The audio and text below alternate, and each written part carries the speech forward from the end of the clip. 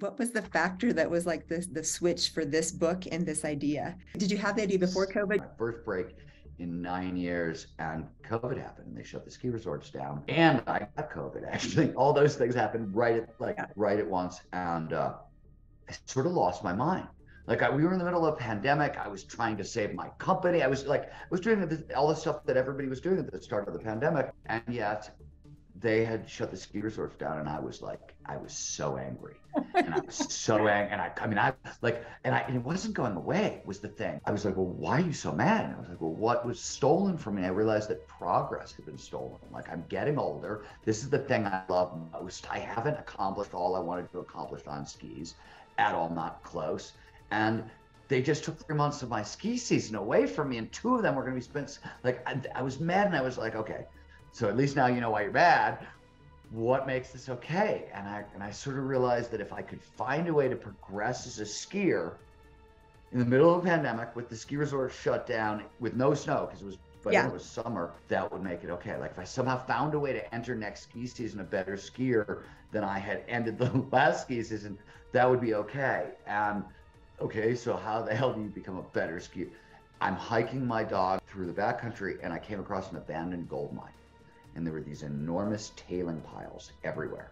I was like, you could certainly shape them into like a hill that like get to a jump, but I've fallen on dirt a lot and broken things, so that's a bad idea. I was like, what about a rail?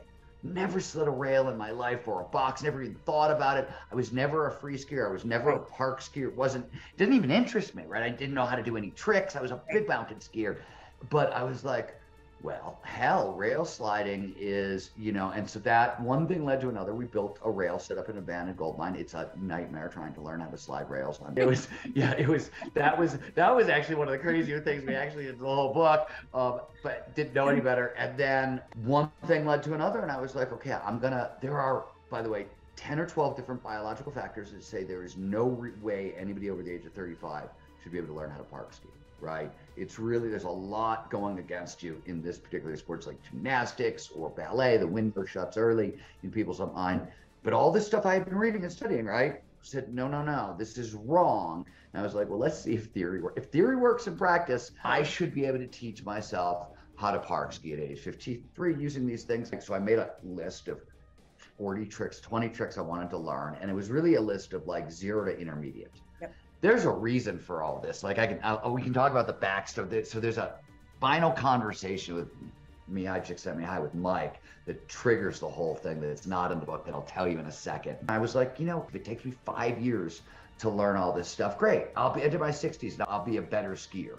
Cool. And we took all these ideas, we blended them together, and I went 0, like no skills whatsoever, to intermediate in a single season. And my ski partner, who was a former pro athlete but had gotten hurt and hadn't been a pro athlete in a lot of years, he started applying the same stuff I was using. And he's younger, but he started making crazy progress. So that's the story told in Gnar Country. What's not in Gnar Country that I should finish the story with now with you is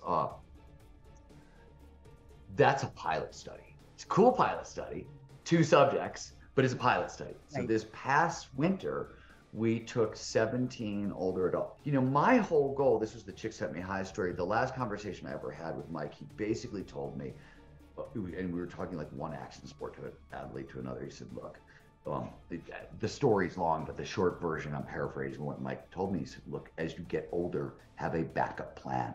Like whatever it is that gives you the most flow, if your body's going to fall apart and you're an athlete, have a backup plan.